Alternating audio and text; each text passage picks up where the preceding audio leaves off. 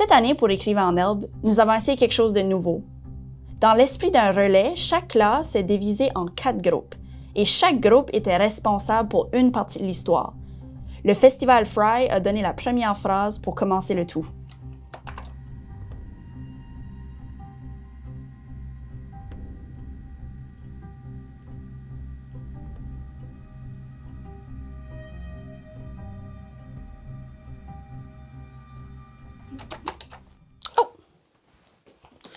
Si on a une histoire de la classe de Rémi Brideau à l'école Carrefour de l'Acadie.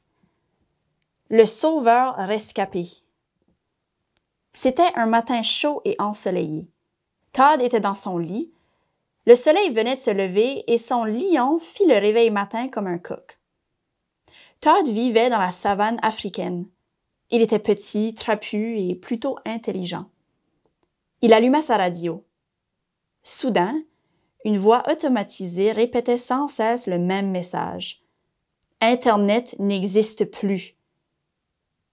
Il ne peut plus travailler maintenant. Todd réalisa ce qui se passait. Alors, il commença à pleurer de rage. Ce dernier prit son lion et bondit jusqu'à la capitale du Burundi. En arrivant, il décida d'aller voir le président.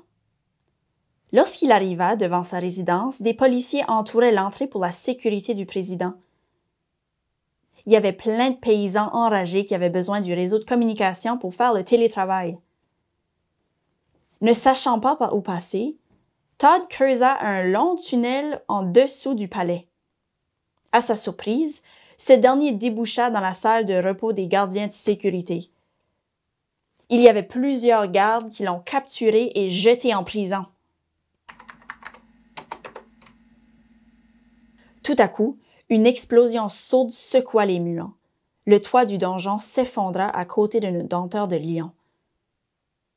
Il y avait un hélicoptère qui apparut dans le ciel. C'était Rocky.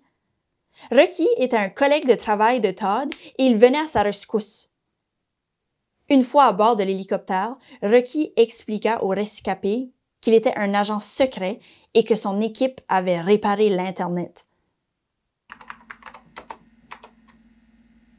Rocky le ramena chez lui. Todd entreprit ce qu'il s'apprêtait de faire ce matin-là, échanger des informations secrètes au FBI à propos du braconnage de lions. Grâce à ces 2 hommes, des dizaines de lions vivront en sécurité. Merci aux étudiants pour vos belles histoires. Tous les textes sont disponibles sur le site web du Festival Fry.